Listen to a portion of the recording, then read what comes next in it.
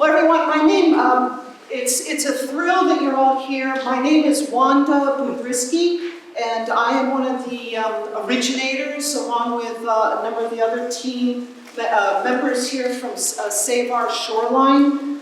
We are absolutely thrilled that you are here tonight with us, and we're thrilled that we have such a great lineup of speakers. I just want to say before, just a couple of logistical items, not even logistical, but just want to thank our public library system, in particular, the Blackstone Memorial Library. Amen.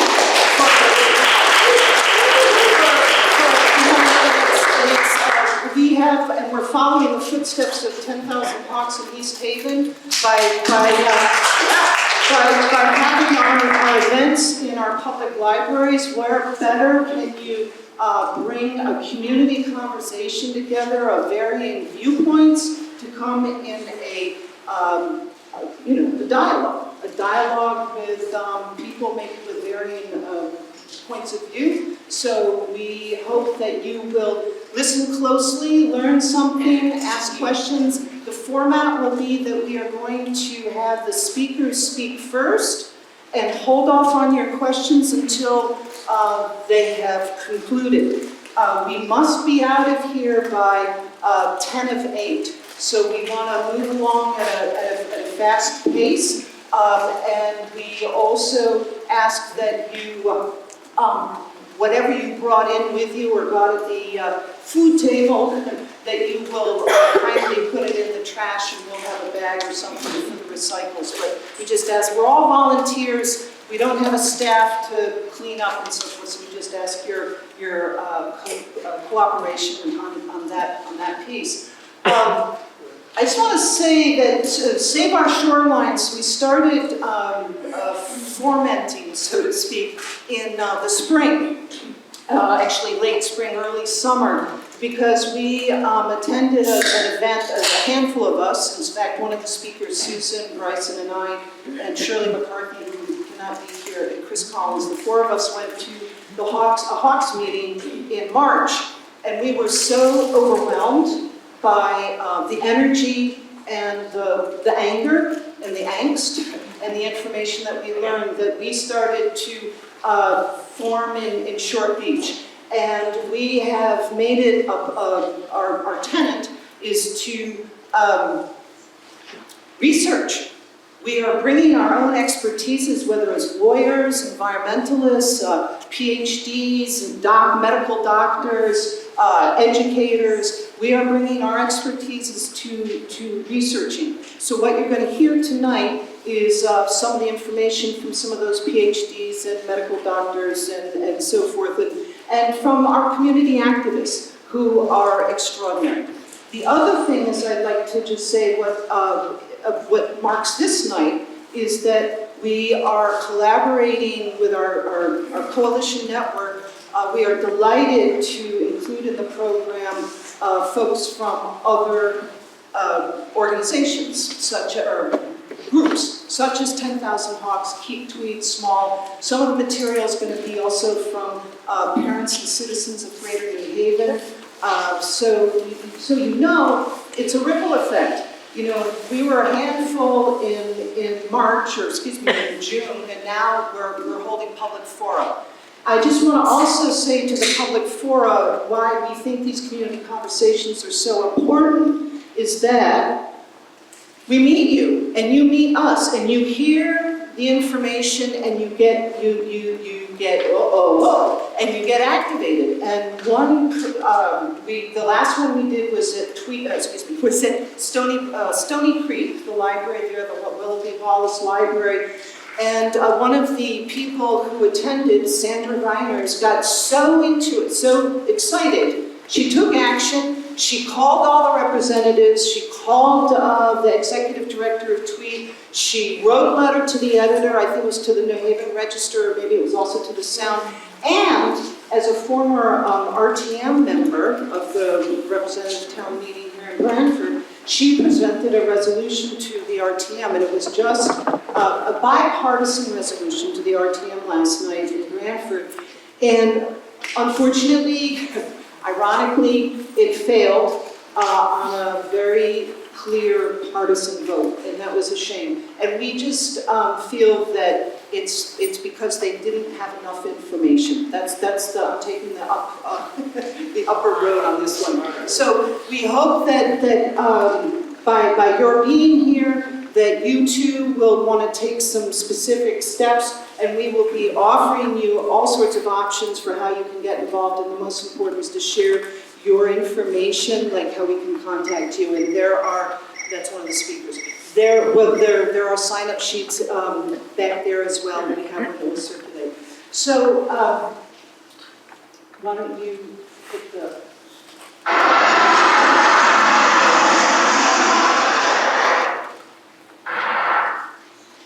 Who's our first speaker going to be? Susan. Is that it? Yes. Well, Ken is our video guy, and then he's taken a lot of videos of these plans. Now, we realized that when we did this at the Stony Creek, it went on for about 5 minutes, and people were like holding their ears. So we decided we would curtail it. But if any of you live near Tweed or have driven by when a plane is landing, you know the excruciating noise and suffering that the residents have experienced and are continuing experiencing. This is one of our key concerns. So we are delighted that we have a terrific lineup right now, and that our commitment is to research and inform all of you, the public, and policymakers as well, about the extensive health, environmental, and economic impacts of this massive expansion that we'll have on the region. So we have 5 speakers, or at least 4, and Susan Bryson will be our first speaker. Come on up, Susan. Susan is a partner at the law firm Wigan and Dana, but is now retired at the end of 2013 after 30 years at the firm. And she's a former member of the American College of Real Estate Lawyers, and she served as a chair of the firm's real estate and environmental department for a decade. She and her husband raised their 3 children in Short Beach, where they've lived for 40 years. And Susan is representing SOS, Save Our Shoreline, and will speak on the Tweed Master Plan, 2021 expansion, content, history, and scale. Thank you, Susan. Is the mic on? Is the mic on? Yes.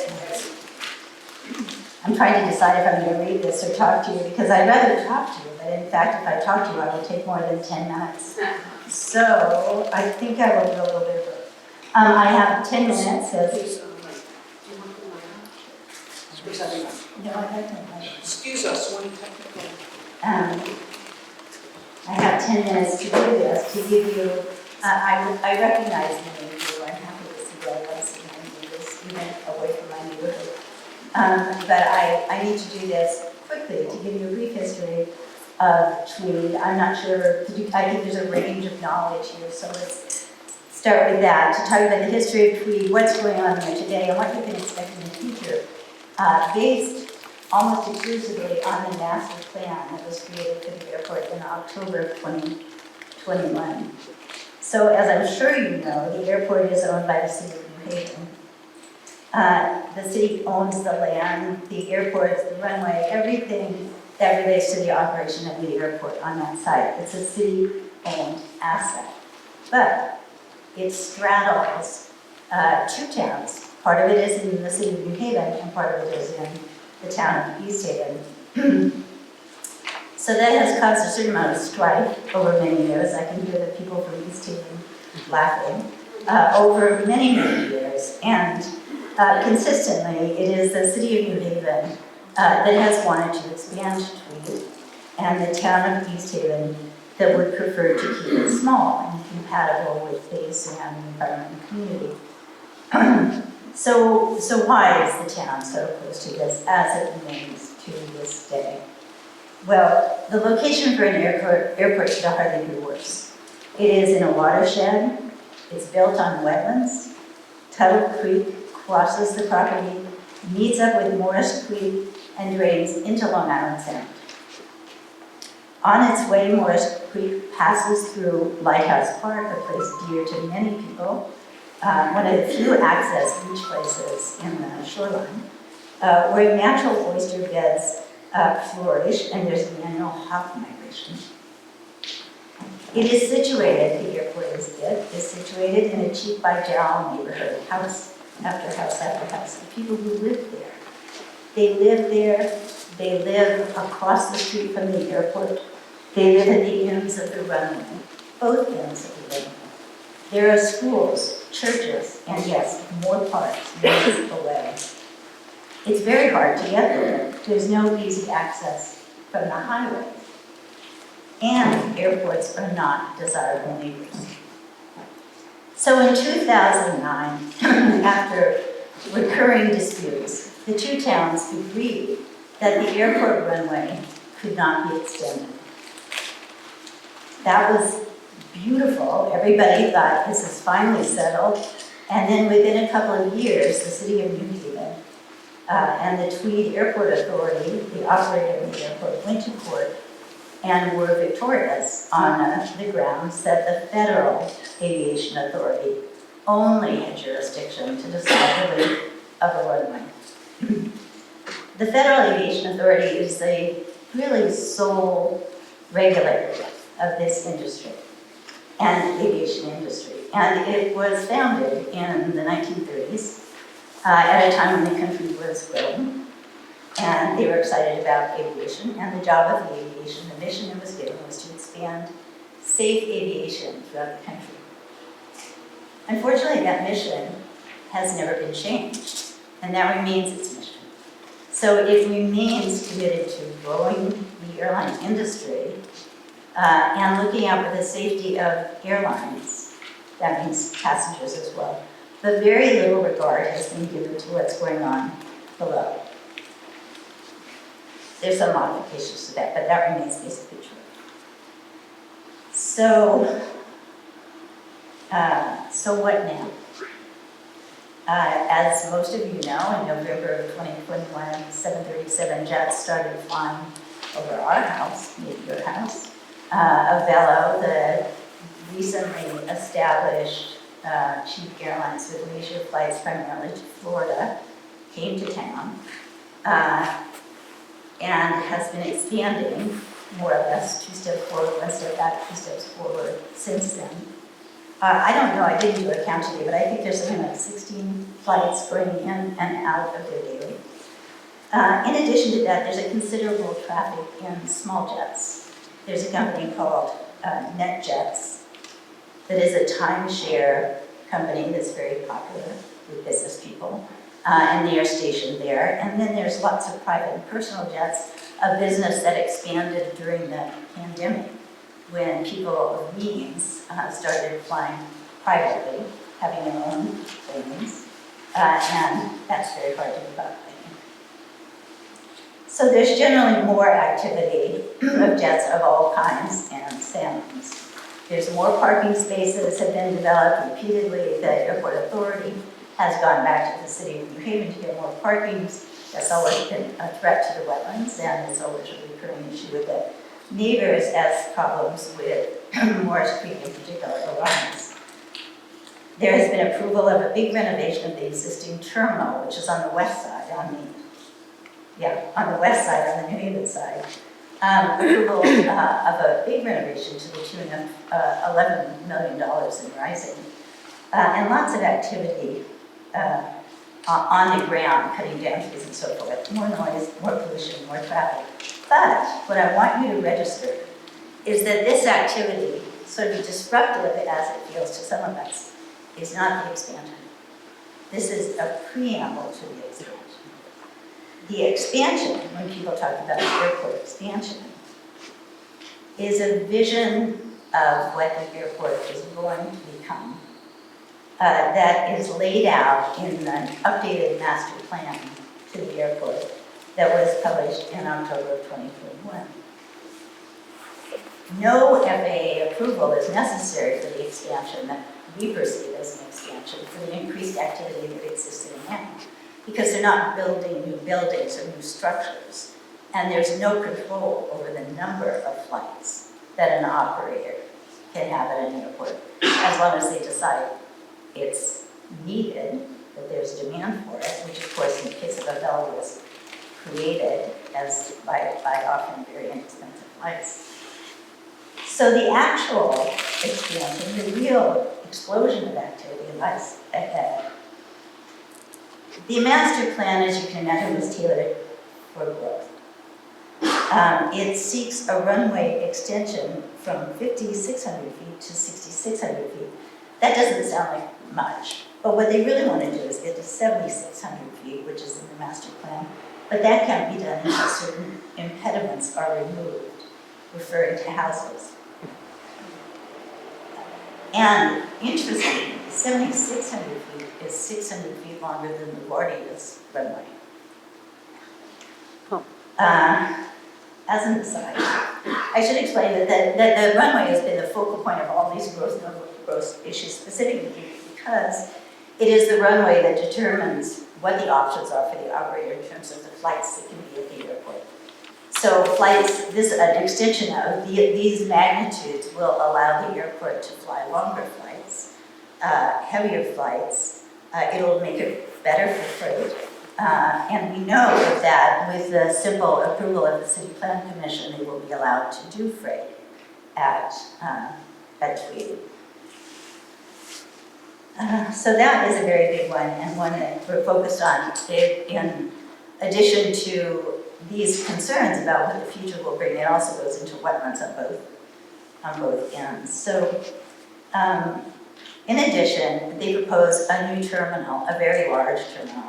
The current terminal is 15,000 square feet. It's being renovated. It will remain. So this is in addition a 70,000 square foot terminal, along with 1,700 parking spaces, up to 1,700 parking spaces, and multiple side buildings, including airplane hangars. So we're talking big airport here.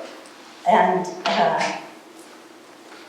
this will all be in East Haven. This will all be on the east side of the airport. So there will be a west terminal, and there will be an east terminal. The access to the airport will then be from two sides. One you're familiar with, coming in Townsend Avenue. The new access will be up Hemingway Avenue to Proto Drive, which is currently a right-of-way that's owned by the town of East Haven. So what the traffic means, if you can visualize this, if people are coming across the Q Bridge, they will get off at Frontage Road and go down Route 1 to Hemingway Avenue, into East Haven, Hemingway Avenue, over to the airport. If they're coming from the east, they will get off in Branford, probably Cedar Street, down Route 1, and maybe over to 142, which would be the most convenient way to get over to Proto Drive. So considerable traffic affecting a considerable area. From a lay perspective, as opposed to FAA language jargon, this is a new airport. It is not just a little extension of a little airport. It is a new airport with a new concept, the airport for the Southern Connecticut. It is competitive with Bradley, and slowly Bradley is becoming aware of that. And many of us wonder about the need for this airport when we have Bradley to our north and some of the best international airports to our south, and a number of smaller airports throughout the state. So what does the master plan say about number of flights? Well, as I explained to you, there are caps on the number of flights that can go out of an airport. In 2018, which was the last record we had pre-pandemic, the enplanements were around 38,000. Enplanement is another aviation term. It's like having to learn a new language, but an enplanement is a departing passenger, a boarding passenger. So 38,000 means the number of passengers who boarded flights in a year. The forecast over the next 20 years, and this is in the master plan, was a low of 124,000. This may have been passed already. I'm having trouble coordinating information we're getting, which is not very much, and the way employment is used. But the big employment, the upper limit of their projection was 470,000. But since these aren't caps, and since it just depends on how an operator views demand, it can go anywhere. And one economic impact statement for Tweed indicated employments would go as high as 1 million. And that would mean one flight leaving every 12 to 15 minutes. So how did we get here? In the summer of 2021, based on surprisingly little information, the city of New Haven Alders approved the effective transfer of airport control to a Goldman Sachs entity. Outwards was the longtime manager of Tweed, but it was acquired by Goldman Sachs in 2018, giving it a considerably different aspect and financial look. In the fall, the Tweed Authority Board approved a 43-year lease to Outwards. Neither the city nor the authority retain any meaningful control. So right now, it is not a surprise that Tweed Airport is largely dominated by Wall Street. Morgan Stanley is Avella's largest shareholder. NetJets, the timeshare jet company, is owned by Berkshire Hathaway. Tweed has become a very big business. We know this will have enormous impacts on our region. We need to know that. Thank you.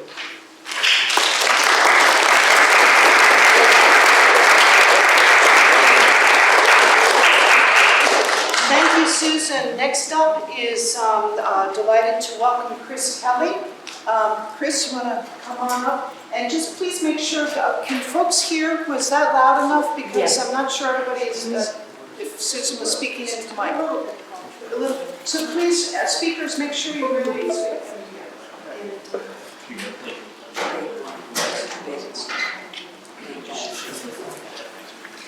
So, Chris, we're delighted. We're delighted to have Chris here. Hang on. Oh, sure. All set? All set? Okay. Chris is the Peter B. Cooper Legal Fellow at Save the Sound, a regional environmental... Sorry? Sorry. Chris Kelly is the Peter B. Cooper Legal Fellow at Save the Sound, a regional... most of us know what it is, a regional environmental nonprofit organization where he supports the organization's conservation, climate, and environmental justice efforts. He also authored a really important letter of April 18th of 2022, and it's in a binder over on the table of started the roll of letters of environmental impact requesting the FAA, the Federal Aviation Administration, to conduct an environmental impact statement. He will explain forthwith what all that means. And Chris is also a graduate of the University of Connecticut Law School, so he brings lawyer chops to all this. And Chris will be giving us a presentation called Protecting Local Environmental Resources under the National Environmental Protection Act, NEPA, EA, and EIS. You know it's federal when it's all alphabet soup. He will explain. Thank you, Chris. Thank you very much. I'm going to try and keep my head close to the microphone here so that everyone can hear me. As I was introduced, my name is Chris Kelly. I'm an attorney with Save the Sound, which I won't bother introducing because we've already gone over that. As you can see from the title, it's a very long title with a lot of terminology, but that's what I'm going to be going into. So I've been involved with Tweed in terms of monitoring the expansion for over 2 years now. I have been serving in sort of an advisory role on the legal process that I'm going to be speaking to you about. And the organizing, though, has really been done by people who live here in the community, by people like Lorena and Wanda and Susan and Shirley. And Save the Sound has been trying to make itself available to give advice and to point out things we think need to be pointed out. But our position at this time is that the expansion needs to have a full environmental review so that we understand what to expect from it, what the impacts are going to be.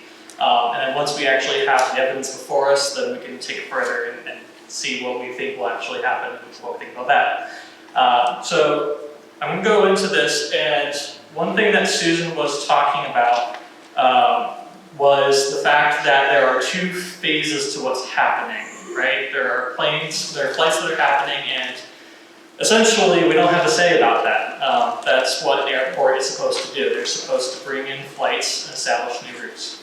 But she mentioned that we don't have a say in that because we're not building anything. And the important thing there is that when Tweed released their master plan a couple of years ago, what they were talking about was changing the layout of the airport. And the FAA has to approve that because it's a matter of safety.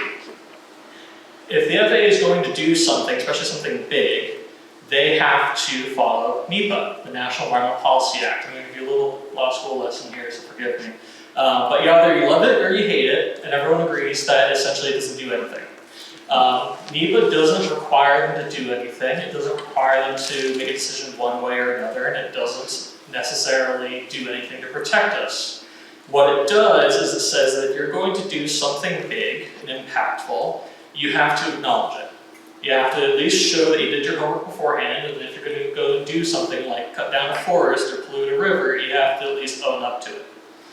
So NEPA is a federal statute, federal agency, the FAA, and what we're talking about here is it has to say what it is that they're trying to do, a purpose statement. They have to show that they've considered alternatives, which is a little bit tricky in the case of the Tweed expansion because the whole point is to expand the airport and have more capacity.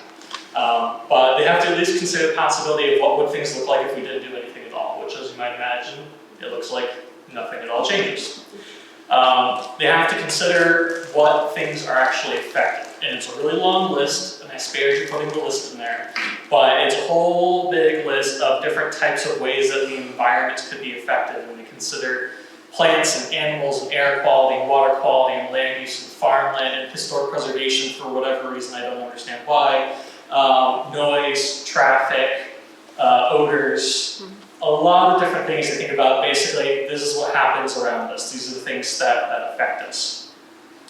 The process that's happening right now, I'll tell you about where it is and why it matters, and this is not working. The role that the community gets to have if it wants to, that everyone individually here gets to have if they want to. So there's two documents that can happen. An EA and an EIS. Environmental assessment is the first thing that they do, and the airport authority has already written one. That's supposed to be their job. That's not something the FAA is supposed to do. And it basically just says, here's what we're planning on doing, and then they have to ask the question, are there going to be any significant environmental impacts? And significant impacts is vague, and it sounds like you can make that sound any way that you want, make it apply to different things, and it kind of works that way. But in general, that pretty much works, that they ask that question. And they have to consider that list of things that I was talking about there.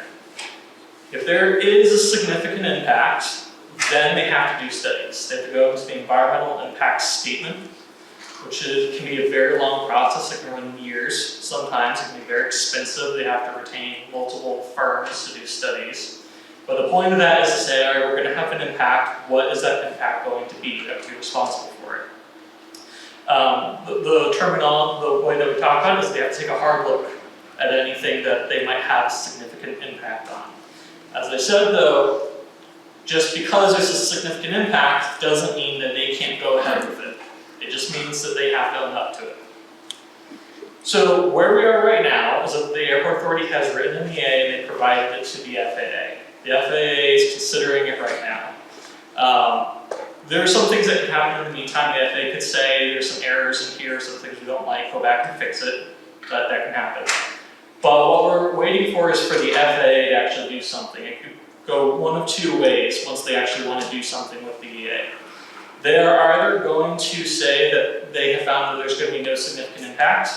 It's called FONSI, which is kind of a fun name, a finding of no significant impact. And if they do that, then they publish the document, and it goes into a public comment period. And everyone gets to read it, and you get probably not enough time to decide what you think of it and to give them comments and try and, say why you thought they did a good job, or point out the issues that you think that there are with it and why it's wrong. The other thing that can happen is that the FAA can read the EA and they can say, yeah, this looks like there's going to be some significant impacts. And then what they will do is they'll tell the airport authority that they're going to an EIS, and that whole process will start. And then at that point, they'll have scoping meetings. And that means they have the whole public meetings where people get to show up and you can say, here's what I'm concerned about. Here's what my life is like and what I'm experiencing. Here are details that you overlooked in the EAA or that I'm really concerned that you're going to miss. And they have to incorporate all of that and really listen to everyone. And, you know, as I said, NEPA doesn't require them not to do anything that's harmful or impactful, but if they ignore it, if they miss things that they really, and I don't mean just like miss a detail, but blatant failures in this process, then they get sued. Under a different terminology, we're going to go into that. But organizations like mine file lawsuits like that all the time. They say that you missed this, you omitted evidence to justify what it is that you want to do, and then they have to go back and they fix it. But actually fixing it might take years, might take millions of dollars, so depending on the circumstances, that can be really bad for them. So as was previously mentioned, as part of Save the Sound, I wrote a letter about this last year, and as also mentioned, a lot of other people got the same idea afterwards and started writing letters to the FAA. Sure, somebody there hates me right now.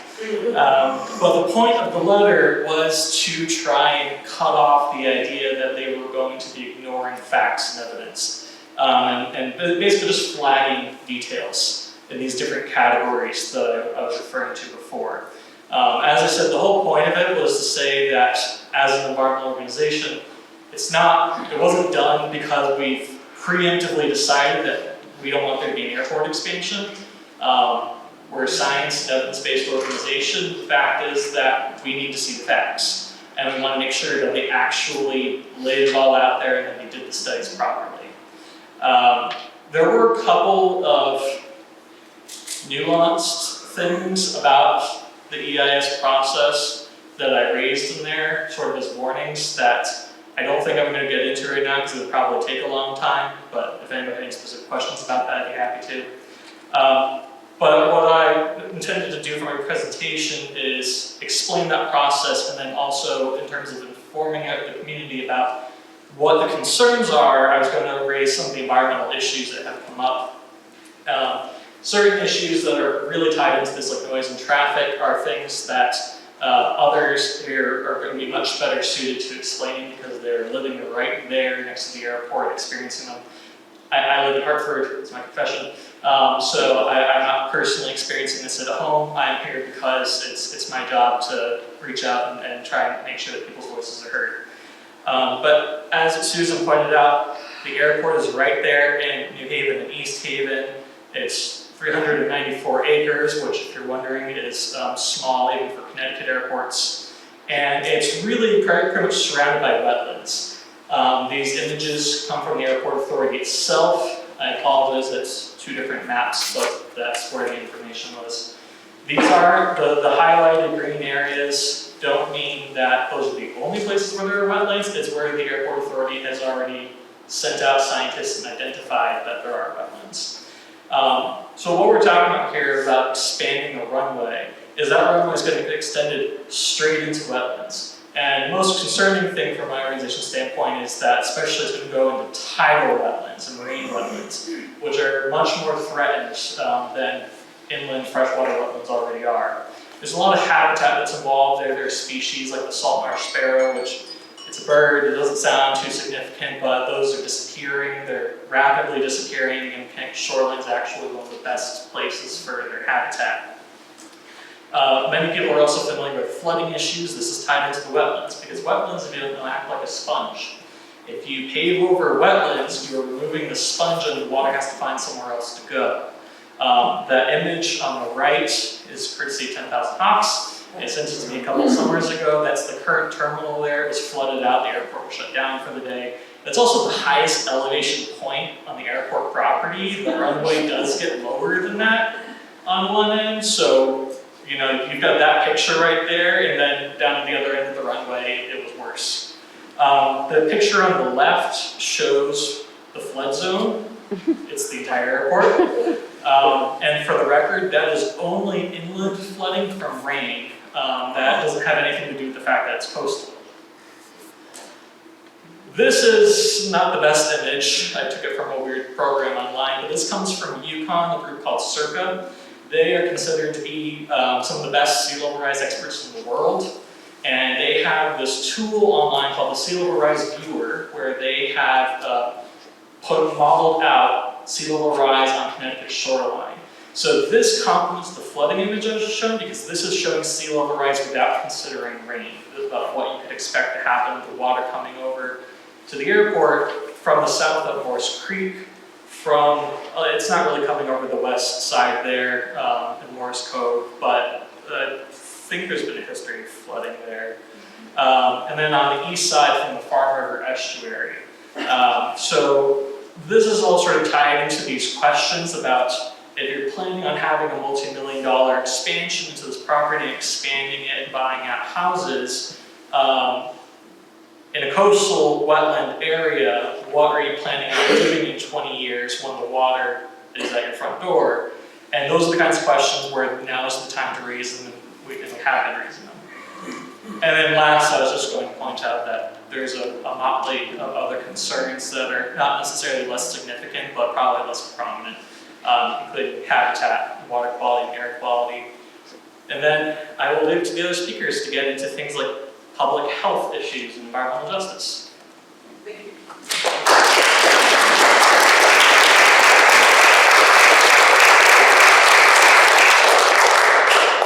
Just to reiterate,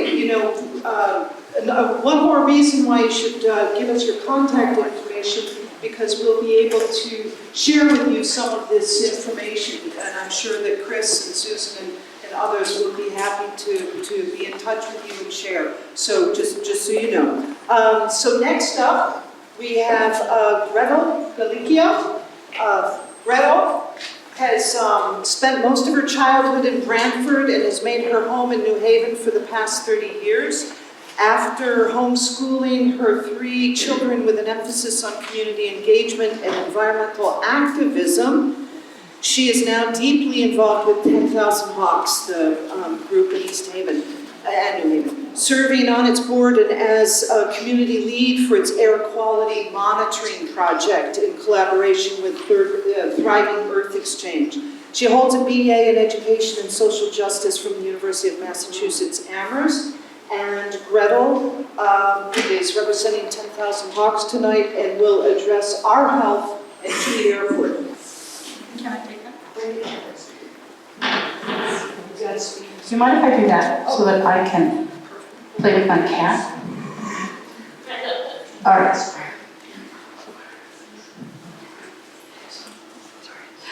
Technical difficulties.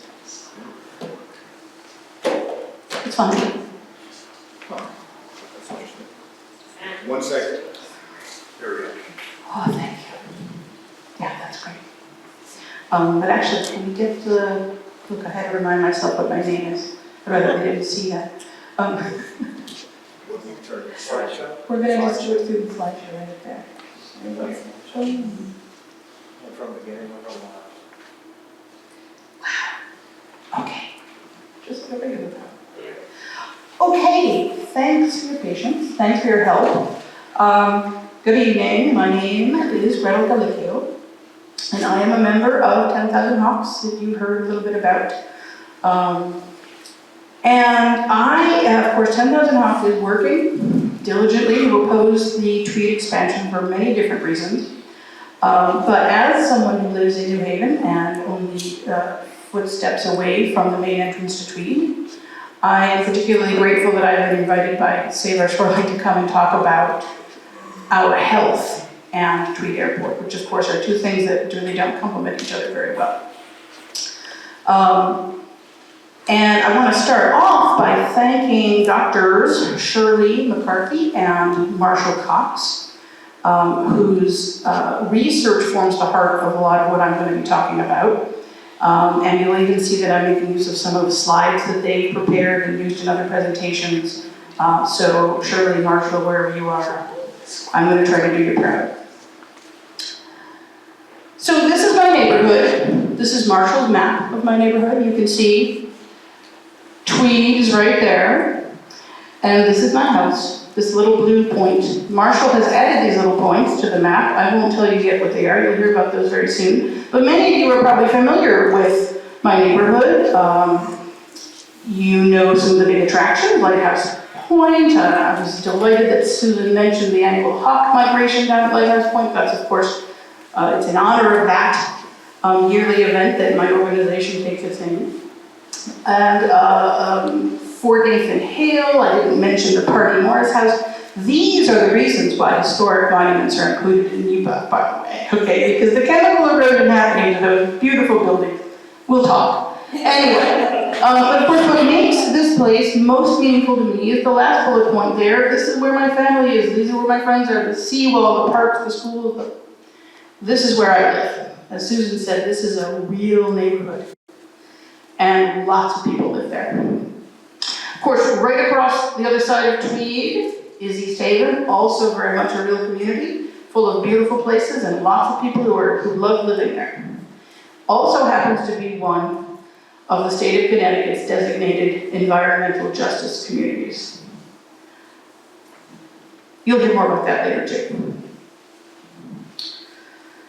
And of course, not far off of there, if you keep heading east, you come to Short Beach and Branford, and you know, most people are not used to thinking of Branford as living right next to Tweed, but fact is, things are changing.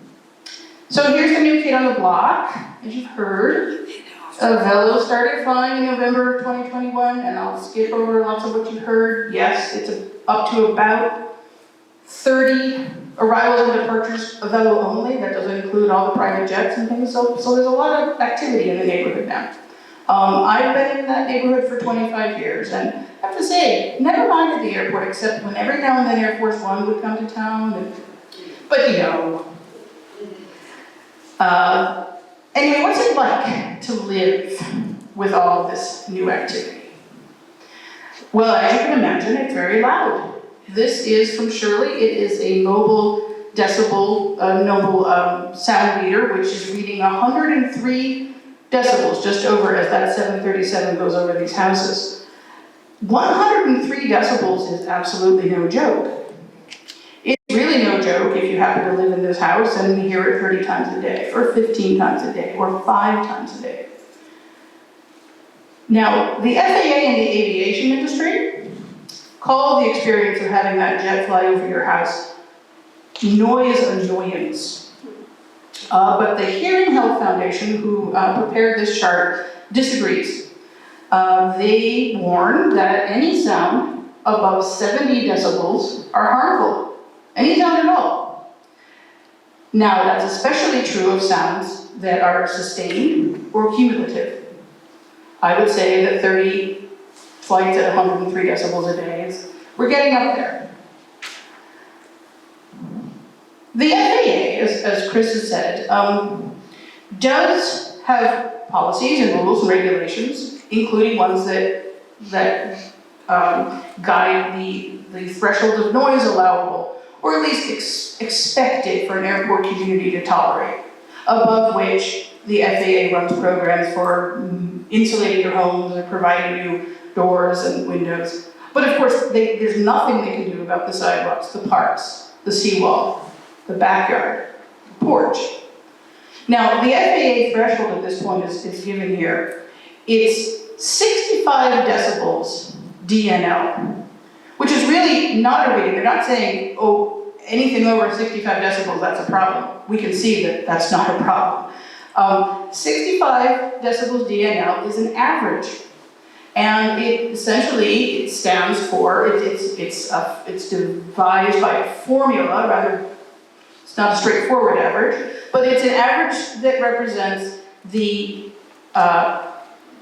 noise levels experienced over a 24-hour period, averaged over a 24-hour period, on an average day of the year.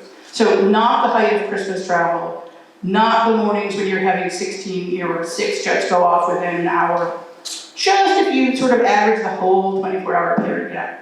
65 decibels is what the FAA says people should tolerate.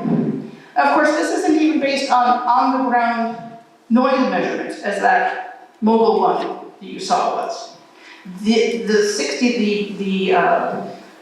The claims of what an airport operations are actually producing are based far more often on computer models from the aircraft manufacturer. So Boeing tells me that those planes taking off down the road don't hurt my ears, and they're telling me that they don't interrupt my Zoom calls. Well, but even if we accept that a DNL average, which is the industry standard around the world, is a reasonable way to talk about noise thresholds, you have to realize that the World Health Organization recommends keeping aviation noise below 45 DNL in airport communities. But then they don't control the FAA. Now, there's a good reason why the WHO, a medical organization, has such a different sense of what is an acceptable level of noise for a community. The medical community knows that aviation noise is much more than an annoyance.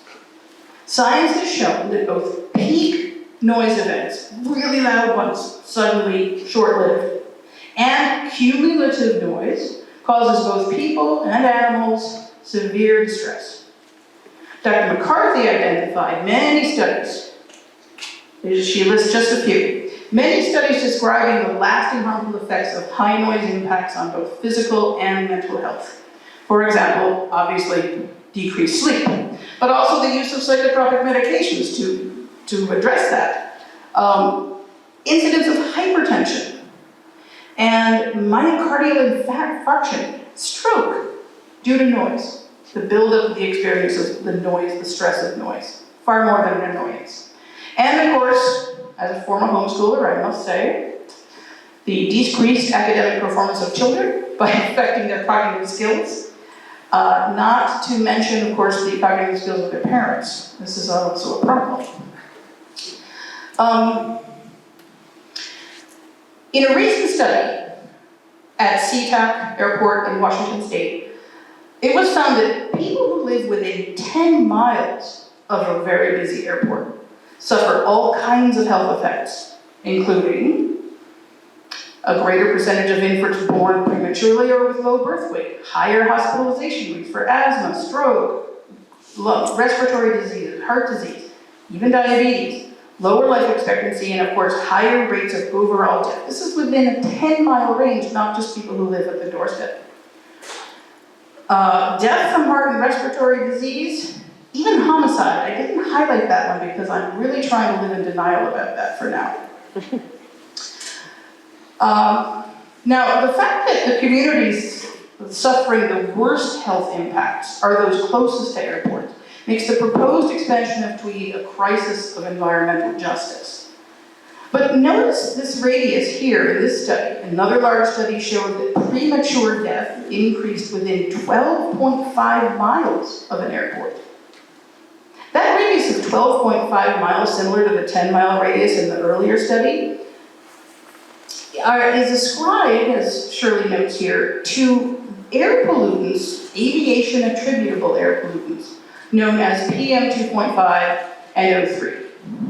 Those terms mean particulate matter with a diameter of 5 microns, 2.5 microns, and that's the chemical symbol O3 for ozone, ground level ozone.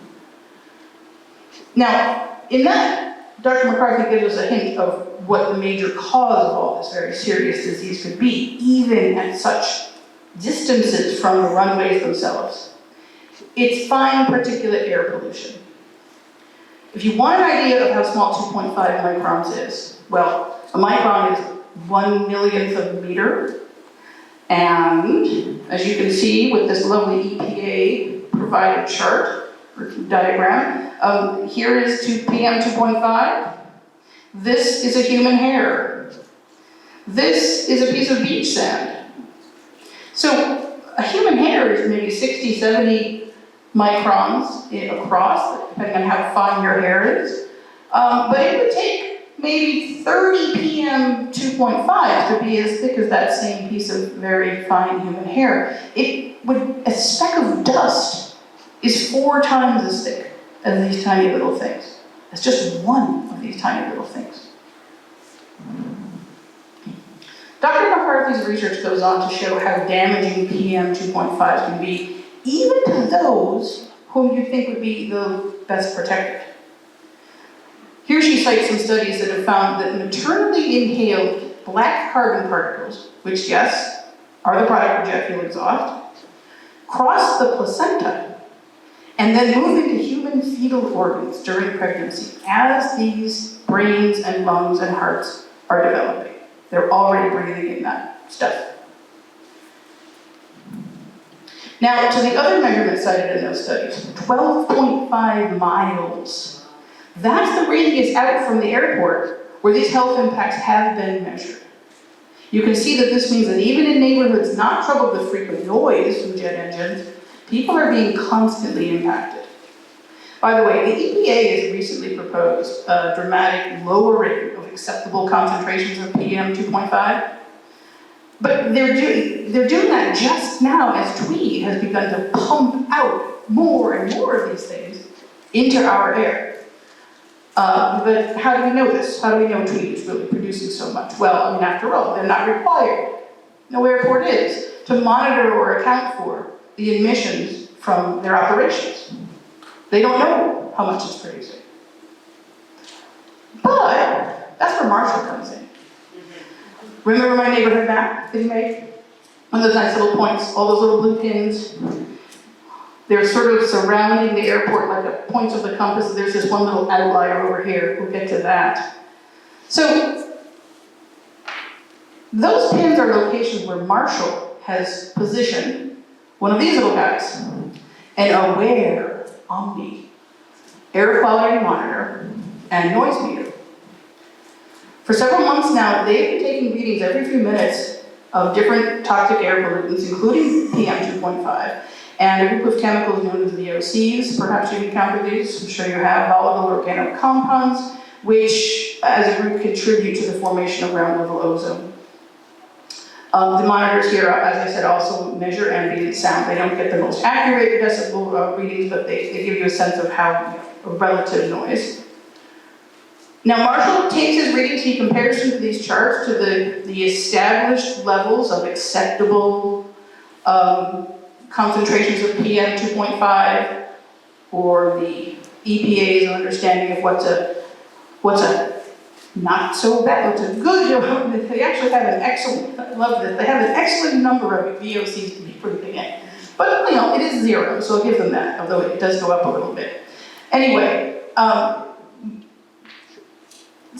as you'll notice here, the worst level of VOCs, this bright red bar across the top, can cause severe health damage after only a few hours of exposure. So it's pretty severe. Now, this is my house.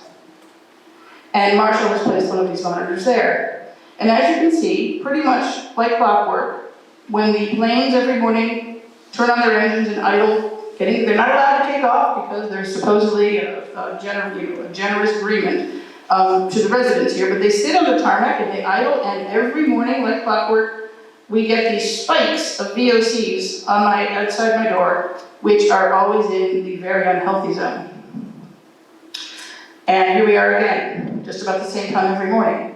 Notice how the VOCs shoot up, blue line, in time with the yellowish orange line, which is the noise value. So the engine revs, plane takes off. Whenever you hear a jet engine revving, make sure you hold your breath for 15 or 20 minutes. And once again, another reading, this one's at 7 o'clock, which I really love because that's when my girls are outside waiting for the school bus. Lest we conclude that it's only the homes right next to the airport that suffer this way, this is a reading from a flyover. You'll see, this is that outlier up there. Way up on top of Branford Hill, this plane took off, banked, once it reached a certain altitude, I don't have that here, but we could find it out, banked and flew this way over that location of that monitor. And Similar to at my house, he got a very nice spike of VOCs just about there. Not quite up into the red, but if it's happening every morning, I'm sure it's not very good. We're getting similar patterns found at all the different locations. This just shows that even little prop planes are adding to the problems, especially with PM 2.5. So just to sum up for Marshall, he has collected all this data and he has actually calculated the cumulative time over this 2-month period where the VOCs on any of these monitors were reading in the danger zone, 27 minutes, which may not sound like a lot, but then you think of the fact that I've been living in that house for 25 years. And maybe the next person who moves in there will live there for 25 years. And there'll be a lot more planes taking off every day. Same thing with 2.5s. And let me just skip to this then, I'm almost done. Marshall himself, I'm very grateful for the work he's done. He is asking for these as his next step. What he's doing is he's providing that evidence that Tweed's operations, even at this lower level, are having a massive impact on the environment, the public, and which is then going to have a massive impact on the public health of this environment. My organization has been working with him on this, and we're also partnering with a group called Thriving Earth Exchange to actually get a pro bono data scientist to take all of this data and analyze it very deeply. And we will then publish it, we will share it with everyone here, SOS, public officials. Our main goal is, of course, to educate. But what we'd also really like to do is shame, force, in some way make it so that Tweed, New Haven, and the city of New Haven, regardless of whether they stay the size they are or expand, become responsible for implementing a fence line air quality monitoring program themselves. Because they need to take responsibility, real responsibility for the decisions they make that affect the community. It isn't at all true that what you don't know can't hurt you. Thank you.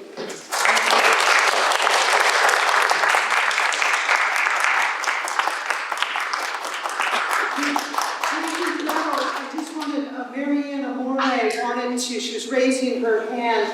She's was the last example, the one that lives on Branford Hill, so she's here in the audience, so thank you. Yes, that was a frightening spike that I have the sensor, but haven't seen the data. And you haven't seen, yeah, so she's now a little bit more alert. Our next speaker up is Matthew Lieber, a political scientist, is a self-employed contractor to think tanks and nonprofits. Think globally, act locally. That's his motto. A native of New Haven, Matt was a U.S. Treasury Department staffer and a researcher at Citigroup before earning his PhD from Brown University. His writings include publications in proprietary research on public-private partnerships, financial industry trends, and climate science. A resident of East Haven, he helps parent a 10-year-old and advocates for trails and safe streets and serves as chief family dog walker. Not an unimportant, because that's how you really know what's going on in the neighborhood, both the dogs and the walkers. Matt represents Save Our Shoreline and will speak on airport economics, public investment, private interests. Matt, thank you.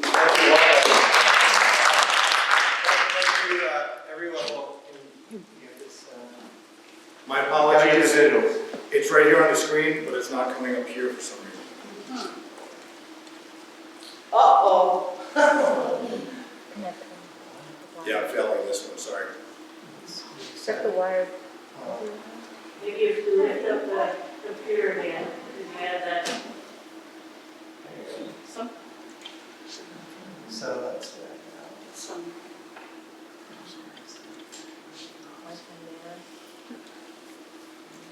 All right, I'm gonna let Ken and others try to figure that out and use your time. I will project, and if it's not being recorded, I can get in front of that. Can I carry that for a Do you second? want to use this? Yeah, just for the moment, while Ken's carrying it. There it is. That's not mine. Yeah, so thank you, Wanda. Thank you, Ken and to Blackstone, I can move to that. Really appreciate being here at the library. And salutes to all of you. Thank you, the audience, for coming out on Thursday night and staying over an hour. All of you are what it's all about.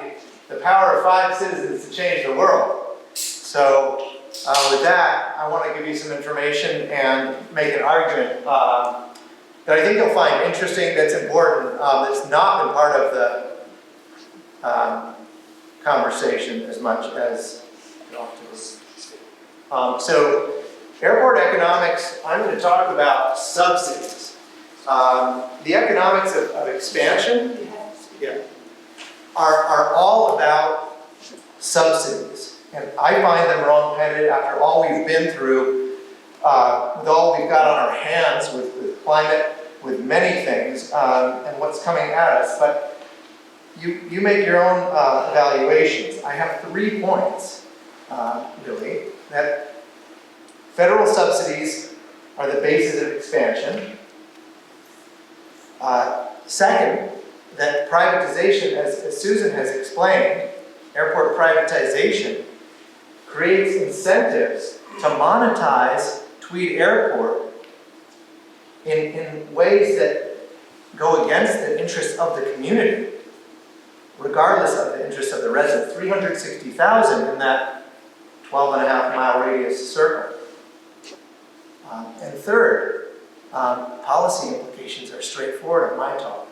The global aviation sector has a major emissions problem.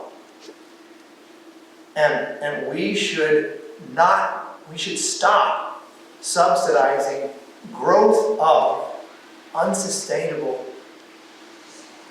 technology. We're all for any kind of economic activity, but let's not subsidize the activities that harm. Let's subsidize activities that build a zero carbon infrastructure for our state. So that's the overall argument. Now, when I say subsidies, here you can see some numbers. I mean government funds directed for a public purpose, and largely federal government funds in this case. Public investment that's supposed to bring a benefit to all of us, to the entire region. Now, you might have heard about the economics of airport expansion, but I don't know that we've heard about subsidies. I'm not against subsidies in general as a thing. I'm not a crazy libertarian, but they ought to be subject to our public interests and what is scrutinized according to what return they bring to our taxpayers in our region.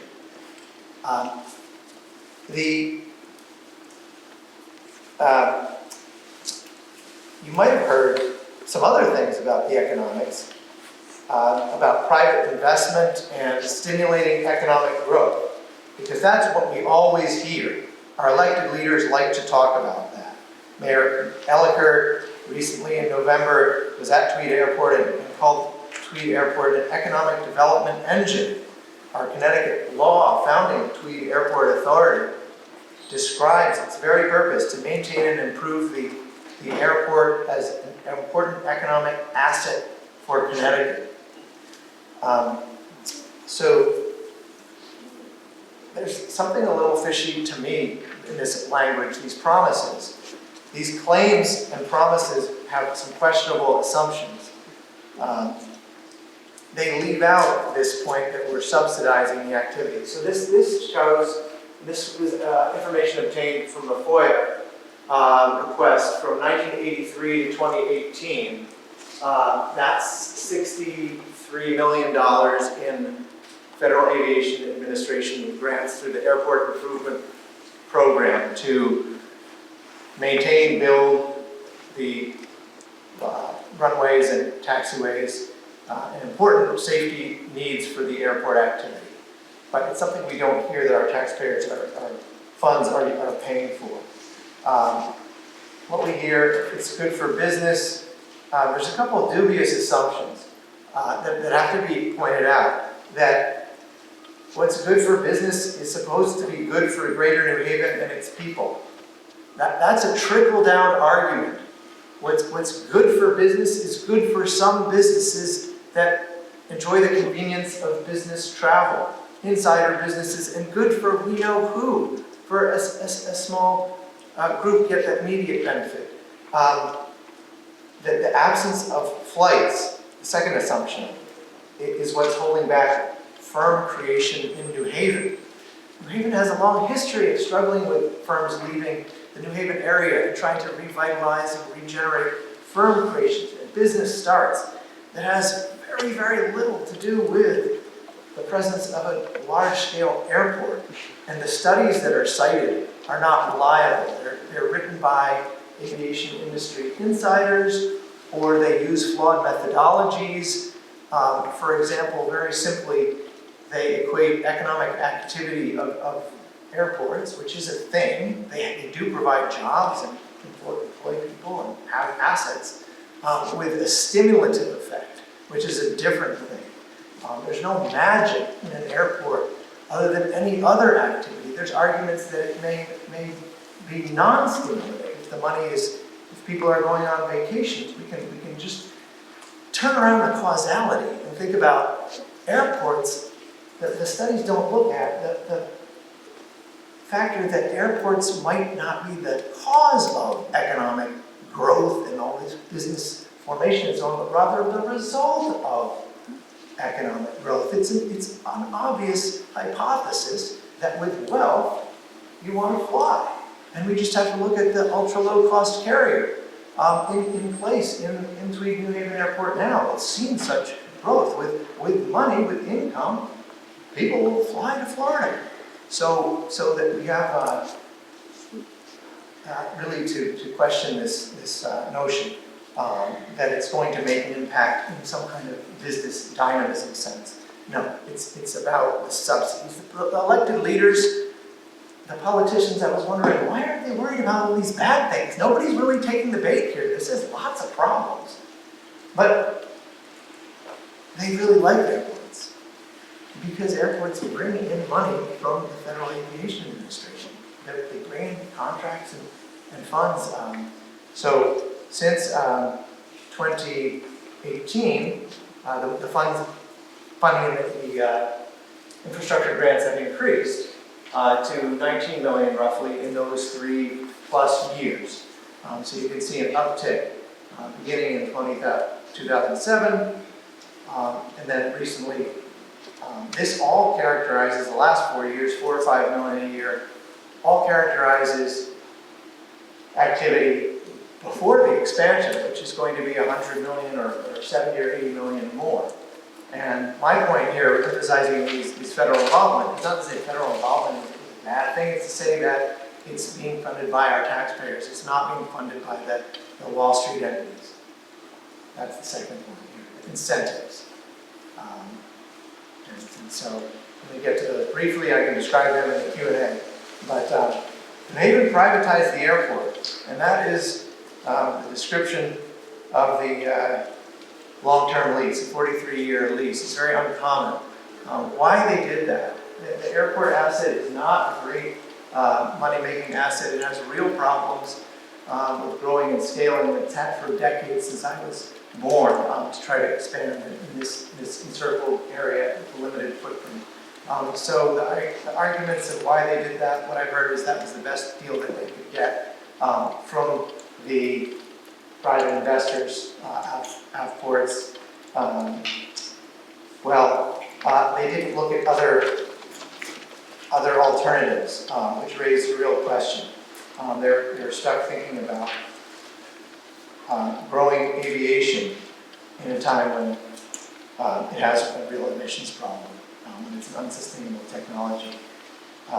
So the incentives for the private manager, as Susan described, will be to maximize the volume. And the way that it's set up, the company is skilled at maximizing federal grants and managing them so that it's covered if the airport does not grow. But the owners really want it to grow so they can have their 15 to 20% return on investment for the owners of the AFCORPs, the private equity fund. So they're not here, and they're interested, the owners of the airport manager, as a lease, without any constraints, their interest is to maximize the growth of aviation volume, with all these bad things for the community. So, very questionable. Policy implications are that the aviation industry worldwide has an emissions problem. The technologies there are not immediately solving that, whether it's aviation gas, hydrogen, flights hard to mass, and electric, the commercial mass aviation is not easy. It's not for us to solve. We shouldn't be massively putting our federal subsidies into that. We should be redirecting those subsidies, just a concluding point, to building Connecticut's climate resilient infrastructure, to building Connecticut's zero carbon infrastructure, not expanding an airport in a conventional model. Thank you.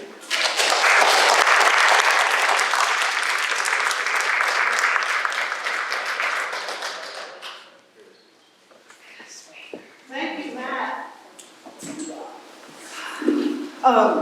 Sobering information indeed. Our final speaker is Lorena Venegas. Lorena currently serves on the board of directors of Greater New Haven Green Fund and is a trustee of the Hageman Memorial Library in East Haven. She has successfully, we'll pass that out. Yeah. She has successfully written grants that support education for children, food insecurity, and environmental causes. She is a co-founder of 10,000 Hawks and is active with Citizens Climate Lobby, neighborhood housing services, and volunteers in various New Haven County organizations. I should also say that she was the recipient of last fall's United Way's Person of the Year of East Haven, I think something like that, but very, very combined studies at Cornell University in biochemistry and government. Her main interests combine public health and outreach and quality of life issues. She is a force to reckon with. I can attest to that. And we are just delighted to have her here. And she's our last speaker. And we will hopefully have some time for question and answers after she completes her talk, which is environment. She is representing Key Tweed Small and is co-founder of 10,000 Hawks. And her talk is environmental justice, public access through freedom of information. Thank you, Lorena. I really appreciate every one of you being here. Full disclosure, I love libraries. I love to read, I love research, I love asking questions. For over 3 years, I have attended Tweed Airport Authority meetings. My interest was because I want East Haven to have informed residents. Because to me, informed residents make better voters. I need people to smarten up about all issues. So about 3 years ago, I started being a student of development. I went to my town and I started reading the regulations. And I started to read zoning regulations. And I started to help people try to figure out their own little home situation and try to put the pieces together on how they can make change within their own house. And how come sometimes we have a big development and then maybe it shouldn't be there, or maybe it should. And that's how I began. I'm very much into civic engagement tools, and I love transparency and accountability. I'm all about it, I'm after it, well, I'm hungry for it. So being the last speaker, I want to make an exciting presentation. I want to put a lot of pictures, not a lot of words, because I don't want to bore you. That stack right there, the top stack, is just 6 months worth of people action. People who have come, done a letter to the editor, who have been featured in a newspaper, including Connecticut Examiner. We have a journalist here tonight. Thank you very much, Sophia Muse. And the bottom part, which is the 4-inch folder there, is one Freedom of Information request from the city of New Haven. And that's only the lease. That's how thick it is. It's over 4 inches. And we were able to get that over the summer before the board approved it. So tonight my talk is about environmental justice. It's a huge topic. And the way that we do this is freedom of information. I did want to include the picture down there in the lower right. That's the East Haven Marina. And one of our friends who was very active in both 10,000 Hawks and Keep Tweed Small, his name was Gary. He passed away last Friday, and in honor of him, that's the view that I want to preserve and protect. Because when we're in this right now, I live in East Haven, I grew up there. I grew up across from the library, and now I'm on the board for the library, and I just love it. But I have children. So all the research that I'm doing now is going to be a baseline because the master plan is updated every 10 years. So my children are 12, and they're STEM children. Because we need every one of your grandchildren to be the engineers, to be the town planners, to be the politicians, to be the scientists, the researchers, the doctors, the lawyers, everything else in between. That's what we need. So this is all for them. They're my driving force on my children. So let's go here. Sometimes when we look at an environmental, do we have a pointer? No? Is it this? Or is this? I know she calls my name. Alright, thanks. So sometimes when we look at arguments, I put this little funny in here. Let me frame our position on the environment. So what we're doing sometimes is we're letting somebody else tell us what the environment should be. But we live here, we're not moving. Why? Because in East Haven, my property, I want that property transferred to my children. I want them to decide what kind of town they want. So I want them to enjoy the marina, the sunrises and the birds, and when we go to the beach, and when we have darkness. I want them to enjoy everything about life the way I enjoy it too. For environmental justice, the definition I want to use tonight is, of course, we're going to go through the top, we're going to go to the EPA, which is the Environmental Protection Agency. Environmental justice is the fair treatment and meaningful involvement of all people, regardless of race, color, national origin, or income, with respect to the development, implementation, and enforcement of environmental laws, regulations, and policies. This is where I need your help. I need your help in making sure that environmental justice comes to Connecticut. And it's going to happen across different layers. Right now, the Biden administration did an executive order, and they told the states, hey, you're going to have to figure out EJ for yourselves. So it's been over a year right now where our Connecticut agency, which is the Connecticut Department of Energy, is trying to figure things out, and there's great people at the state level. So what they do, along with the Connecticut Department of Economic Development Commission, is they print out a list every year using factors that I will show you on what town is a distressed community. And they rate them 1 to 25. I circled East Haven for you. Can anyone see what the number is for East Haven? We're 17. That's not good. So out of the 25 towns, we're number 17. Last year, we were number 25. So this is a list that you do not want to be on. But if you are on it, then what does it mean? So that's where I get curious and I start asking questions. Because if environmental justice now has a definition, and my town is in that definition, then what do we get? Why are we being defined, and how do we reach those resources? Those might be the resources that we need to help Gretel's argument, which is, if she's concerned about air and noise like we are, then we want to make sure that those EJ grants and resources come to our town, are placed in the correct place, are funded correctly. East Haven is number 17, we were worse than last year, and we've been on this list for over a decade. I just want to make sure that whenever I give a talk, I want to make sure that you leave knowing that you can do the same thing I'm doing. I'm not doing any special magic. I always source everything because I want you to look it up. If you want to email me, I want to send this to you. You click the links and you'll be able to get the same information. So on the DEP website, they have an active map of Connecticut where they highlight the distressed communities, which are the 25 in the darker shade. The orange that you see very lightly there, those are also environmental justice communities. And those are also, I wanted to list out some of the factors.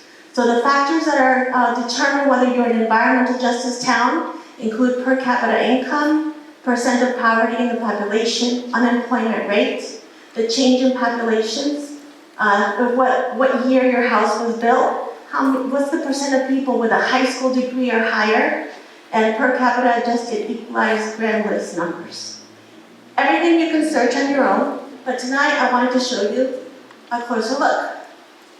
So here we have on the left-hand side, we have West Haven, New Haven, East Haven, and Branford. So a lot of people in East Haven were shocked a year ago when I said, we're an environmental justice town. And they're like, what do you mean? I live in a nice house, I have a nice job, I drive a nice car, I'm not poor. What are you talking about? But of course, as I showed you, DEP uses a series of factors, they're percent-based, and they're also census data-based. So what we have here is I wanted to highlight 4 areas in Branford right now that are also not a distressed community, but an environmental group. And in here, you can go in and click in the map yourself, and you can see everything about your town based on the census block data. You can see how many people are, on the poverty rate. And that's why it's so important for me for people to participate in data collection and those surveys for the census and so forth, because this data here, it's going to stick around for 10 years. So for the life of the master plan, this is what we have. What's vulnerable in Connecticut right now is that Connecticut DEP can't change the definition of each one of those factors. So an action step that you can do is ask your elected officials, ask your town council persons to help us understand EJ, help us understand environmental justice so that the resources trickle down to the towns and protect the towns that are vulnerable. Because what if next year they decide, we don't need that anymore. We don't need the percent poverty rate. And what if it affects East Haven and we're off the list? That means maybe we didn't get anything for the last decade, and then what are we getting for the next decade? How do we protect our own voice in the mix? One of the voices that was highlighted tonight is health, and I wanted to present this as one of the raw data that we've been using for Tweed New Haven Airport. This is a study that was funded by the Greater New Haven Green Fund. It was published in June of 2019, and it uses Census American Survey data, and specific to East Haven. It's a great report because it outlines how East Haven families disproportionately have a high burden of asthma in one particular census tract. This happens to be the tract near a local airport and a power plant. It is likely that residents in that tract have greater exposure to poor air quality, which is a well-known asthma risk factor, than residents elsewhere in the town. The combined, which is emergency department visits and hospitalization rate for residents living in the highly burdened tract is 174 per 10,000 residents. That's up to 13 times greater than any of the parts of the town of East Haven. Right there. When I saw that was 2019, I immediately knew we had a problem. So what do? I have to ask questions. So I have to go to the health department, I have to go to the public health, I have to go to the mayor, I have to go to a committee. I have to ask the questions, what are we doing for our residents? And what can we be doing for our residents? As an environmental justice town, we need our leaders to help us come up with those health studies. We need to fund those health studies that can help explain the environmental impacts of air pollution, noise pollution data. We need that now as a baseline, because whatever's coming next has to be compared. And one of the things about East Haven is that we already had an EIS. The EIS is not a term that we are not aware of. The environmental impact statement for East Haven was last done 20 years ago, in the year 2000. And if any of you go home and put in your Google Books and just put in EIS 2000, you're going to get over a hard 480-page book. And it'll show you what an EIS is. And it'll be a little section like this of public comments. What happened in the year 2000 is we didn't have the technology we have now. That's why this is historic. What we're doing tonight and what you are viewing is something that we're breaking historic barriers. Because in the past, residents were active in committees, They also took legal suits, and they participated in the EIS, but it was very few residents. Now with technology, the internet, we have the TikTok, the Instagram, the Twitter, the Facebook, we got it all. We got emails, we have everything. The power of writing in your emails makes a difference. If our legislative aides, if our congressional staff at the federal level get 12 letters, and you're concerned about environmental justice in your town and your neighbor's town, they'll listen. They'll listen to you, they'll respond to you, they can help you set up a meeting, they can help you set a meeting of neighbors. And that's where we need to make positives out of this situation. We need to rebuild ourselves for what we want as our vision for our towns. And then sometimes I get, Branford's not affected, only the people on the shoreline. But the thing is that the wind travels this way. So whatever happens there, once the terminal moves to the Porter Drive, if it were to happen, that wind is still going to come over here, and it's still going to make those EJ vulnerable areas in Branford larger. That's what can happen. That's why I wanted to educate you tonight about those environmental justice towns. Raise your hand if you've ever seen this map. It's right here. This map is a map of the airport. It's inside the airport master plan, and you can find it if you go to tweedmasterplan.com. It's not going to be an easy find for you. It was done as a PDF document. It was well hidden within the chapters. You're going to have to dig. You're going to think it's maybe chapter 1 or at the end or in the middle. It's way in the middle hidden. And how many explanations of this map do you think East Haven got? 0. 0. We never had an open forum by Tweed Airport Authority to come to our town and explain this map. So when I saw this map and all the lines, I have to go in and read that side, right? And I love reading development maps. I love reading building maps, the key, the legend. I love it. So the first thing I notice on here is the signature. Is a person's name, Lisa, from FAA, and a signature. So what do I want to do? I'm gonna call her up. I'm gonna call her up, I'm gonna use Google, I'm gonna go to the FAA, the New England Division, I'm gonna look her up, I have her phone number and her email. Everything is public information. That's what our power is public. So what I did is I called her up. I want an explanation of this map. I can't give you an explanation of the map. Well, you signed off on the map.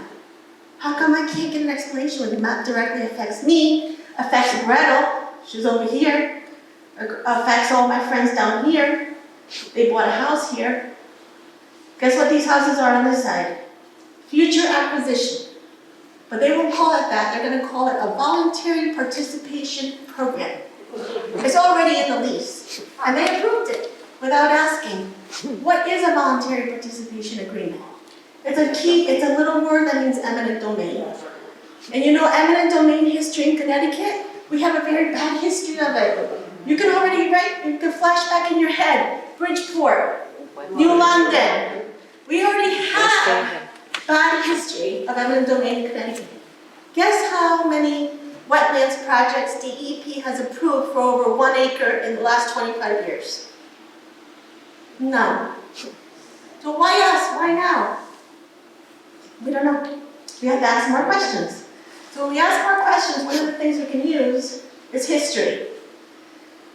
And history teaches me and teaches all of us that sometimes we have to learn from it and do something different. So in 1968, 1970, this article, 2 residents with a legal counselor went to East Haven Town Council and requested more information about the airport. They did it a legal way. They filed suit in 1968 and 1971. It was a small suit.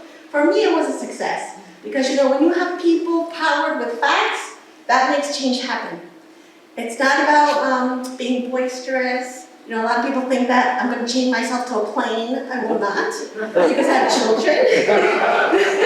I don't want my future grandkids to see me chained to a plane. But I do believe in this. I do believe in public comment and public process and giving you the facts, primary documents, so that you can make your own informed decision. Take that to your elected leaders. Ask the questions and see what you get back. And when you don't get back and it's one person, that's sad. But what if 20 of us go and none of us got the answer? Now we got a problem. Right? Now they have to give us an answer. So that's what's been happening since 2021. So when history flashes like this, what do? We make our own history. So thank you to Sophia, she highlighted the environmental justice article, and our goals are the same for 2023. You're gonna hear environmental justice is the two most popular words at the Hartford Legislature. We already made it happen. Last week for opening day, we were there. We said hi to my state representative, Joe Zullo, Ezekiel Laura, State Senator Cohen. We're here, we believe in Save the Sound, and we believe in environmental justice. Bring it to us. We're here. We'll help you, you help us, we help you. Again, a flashback to history. East Haven plans mass airport expansion protest, April 1968. Were you there? Do you remember that? Maybe you came to ours. April 2022. History repeat itself, make it better. The same thing.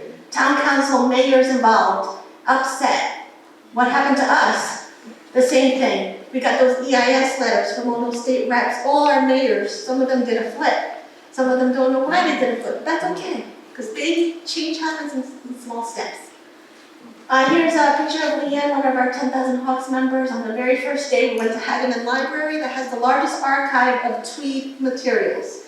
And this is a comma for you. When the EA comes out, it's only going to be like a 72-page report, but the volume is going to be in the data. They're going to give you the noise, the air quality, and all that. And then the public comments, they thought they were just going to get a little bunch like this. But over a year and a half of 10,000 Hawks residents going to library meetings and everything else, I can't wait to see the bunch. Because the last EA only had 16 comments. And I want to make sure we get into thousands. We can do it. So the Freedom of Information, I made a little list for you, a short list of people who we've tapped for information.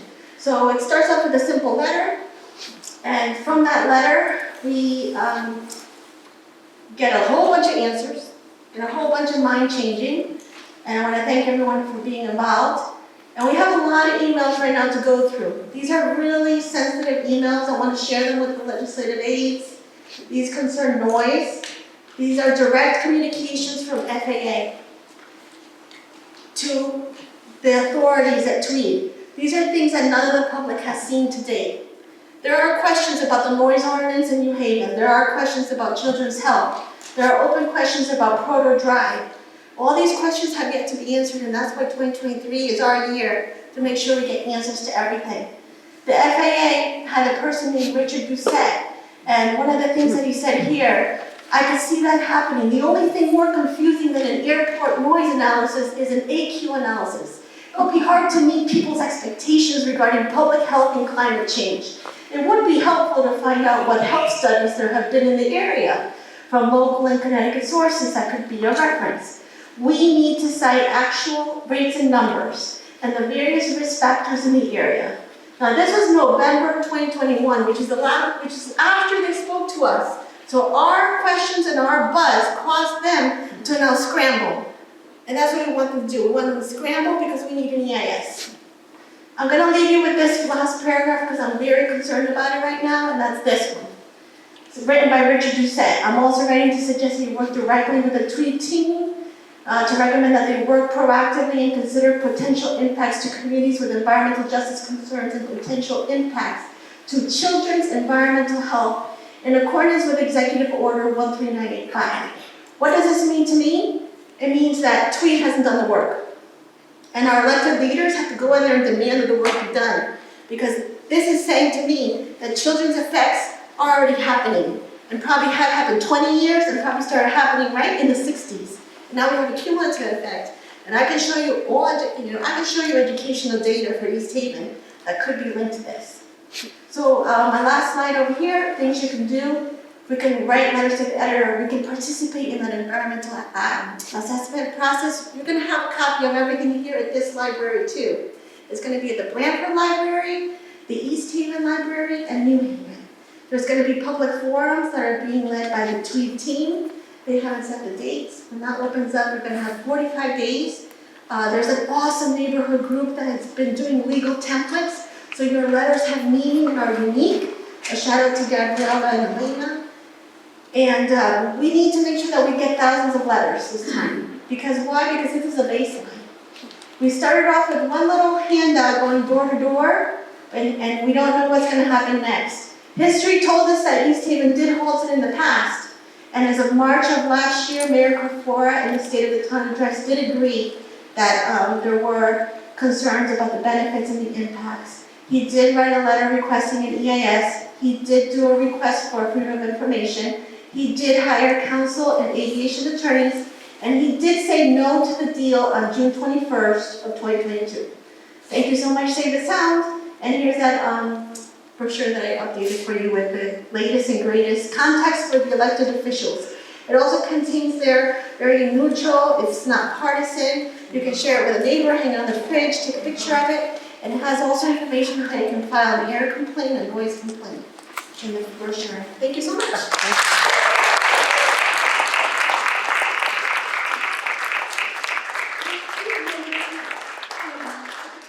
We are in a time crunch. It's 7:42 and the library does close at 8 and we have to be out of here before 8. So we would like to offer you the opportunity to ask probably time for maybe 2 questions. And I know that Wendy in the front row, just one moment, in all deference to any specific questions.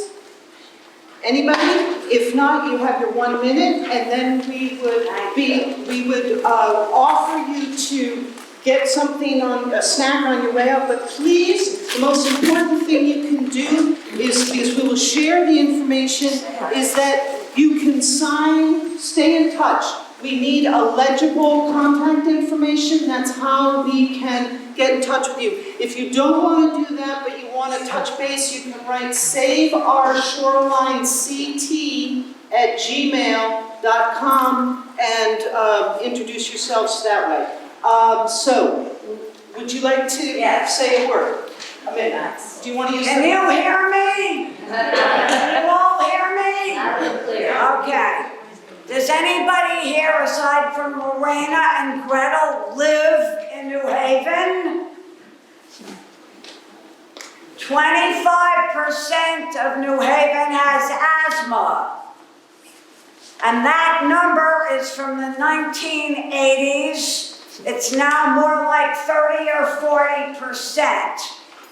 Some of us in this room will die from disease directly attributable to air pollution. Now, I don't trust the Connecticut EPA to help us, and trying to get any of these guys on the phone, difficult. Most of them want to expand the airport. We already have a growing tank farm of diesel and jet fuel on both ends of the Q Bridge. We have 2 major highways. We have 3 power plants in New Haven alone. 2 are owned by Yale Corporation. We have 1 sewage treatment plant that handles several towns. I'm almost done. We have scrap yards, waste dumps, and we also have Millstone down the river, down the Long Island Sound, Millstone, a nuclear power plant. One reason I don't swim in the Sound. Now, what has the EPA of Connecticut done about all of these problems? These are things we are going to have to live with. The airport is the one thing we can change and get rid of, avoid expansion. There is no good reason to expand that airport. Time.